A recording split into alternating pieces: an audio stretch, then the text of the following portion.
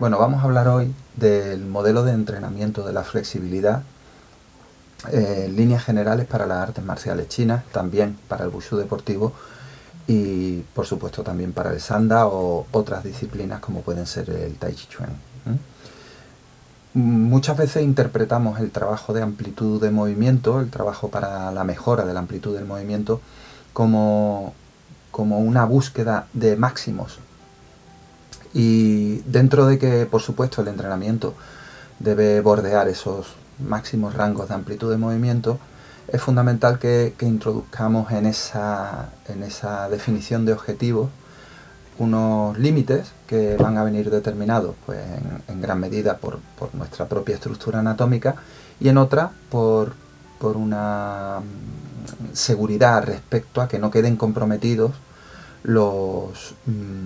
factores que necesitamos para nuestra disciplina, como pueden ser la estabilidad, la falta de fuerza, la falta de potencia o la falta de precisión, ¿vale? Entonces, un entrenamiento cuyo objetivo es una búsqueda del máximo rango de movimiento debe siempre estar circunscrito a la funcionalidad de la disciplina para la que hacemos ese entrenamiento, ¿vale? No buscamos un exhibicionismo de flexibilidad o de elongación. Lo que buscamos realmente es ampliar nuestro rango de acción. Nuestro rango de acción en altura, en ángulos, en capacidad de desplazamiento, nuestro dinamismo, todo eso siempre manteniendo íntegra lo que es la estructura motriz, sin debilidades estructurales que puedan comprometer nuestra capacidad de aplicar fuerza, ¿no? Porque quizá esa es una de las grandes diferencias entre modelos de entrenamiento enfocados a la gimnasia, modelos de entrenamiento enfocados al yoga, modelos de entrenamiento enfocados a la danza. Nosotros partimos de unas exigencias que son dependientes de la fuerza casi en todas las acciones que los diferentes sistemas, sobre todo los chinos, plantean. Y esta fuerza que comúnmente nace del propio tren inferior, a través de un trabajo de posiciones, a través de un trabajo de acondicionamiento, es precisamente la que no puede verse comprometida por el hecho de que yo haya construido una estructura musculoesquelética en el tren inferior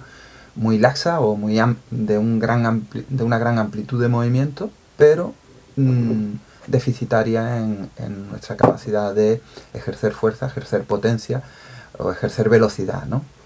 Entonces muchas veces esto no se suele entender bien y se hacen estrategias de trabajo que no son correctas, como es el hecho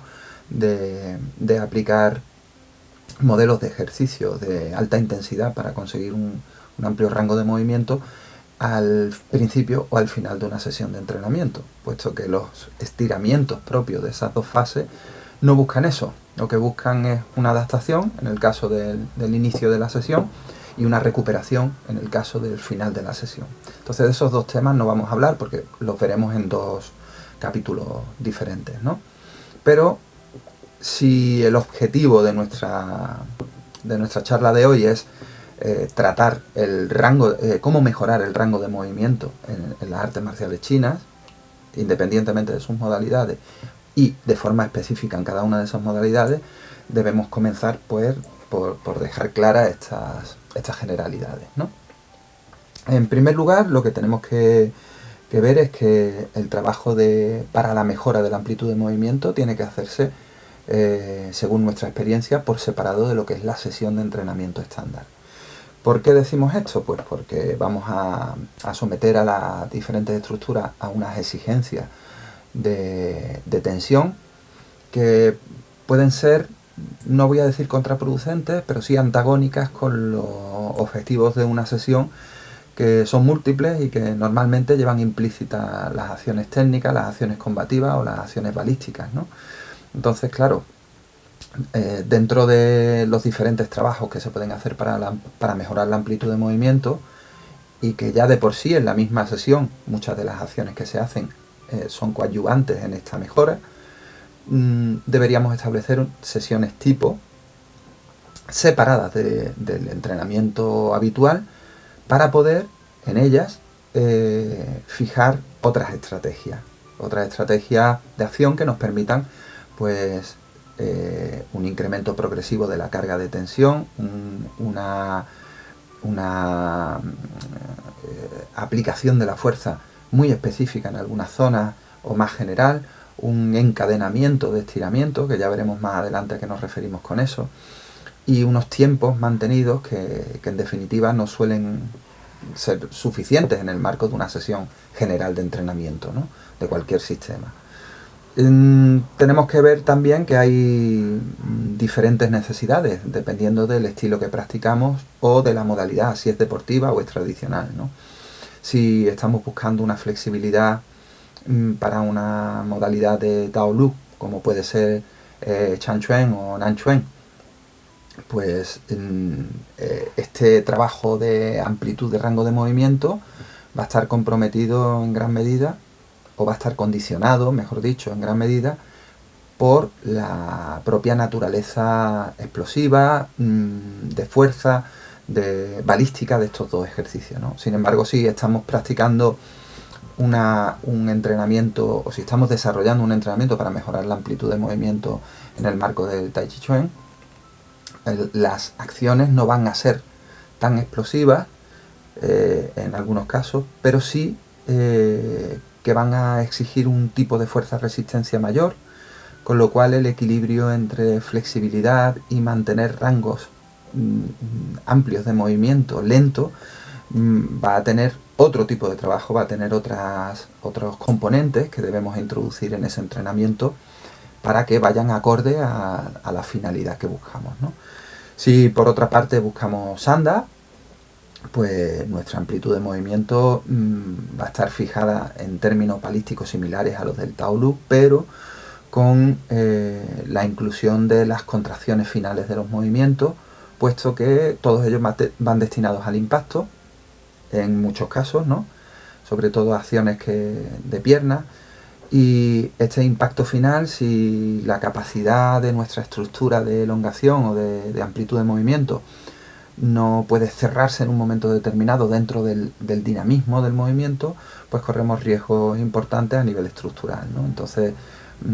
podemos ver aquí que cada disciplina va a tener unas exigencias de trabajo diferentes y por lo tanto debemos de aplicar protocolos específicos de trabajo para la mejora de la amplitud del movimiento en concreto para cada una de las disciplinas o modalidades. Si hablamos en términos generales, pues en términos generales tenemos unas exigencias base que deberíamos de empezar siempre por ahí, independientemente del trabajo que hagamos. Y esas entrarían dentro del marco de la exploración de nuestros rangos anatómicos saludables. Si tenemos un nivel de contractura de partida importante, de un volumen muscular muy hipertrofiado, pero a la vez con una tensión constante en el tiempo que no somos capaces de relajar, pues nuestro inicio de entrenamiento no va a ir directamente aplicado a la mejora de la amplitud, sino va a ir enfocado a la mejora de la predisposición para ese trabajo, como sería el caso de un culturista, un ciclista, un futbolista, ¿no? Son personas que hacen un uso de la musculatura que si no tiene un complemento de trabajo de elongación correctamente enfocado, pues es muy probable que esa musculatura sea mucho más difícil de estirar y por supuesto mucho más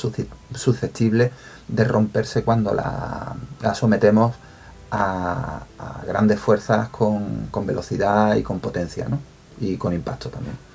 Entonces tendríamos que empezar por ahí, ¿no?, por hacer un análisis, una reflexión de la propia estructura y ahí dividirlo, ese análisis, en varias partes. Yo haría una primera sobre cuál es mi propia estructura anatómica, mis topes, ¿vale?, articulares, porque todas las articulaciones de todo el mundo no tienen el mismo rango de movimiento. Entonces tendríamos que ir testeando un poco eso. Y eso lo podemos testear respecto a un primer test de evaluación de flexibilidad, un test de ver cuántos grados de apertura tenemos en diferentes rangos de movimiento, que en las descripciones más abajo ponemos algunos de referencia, y a partir de ahí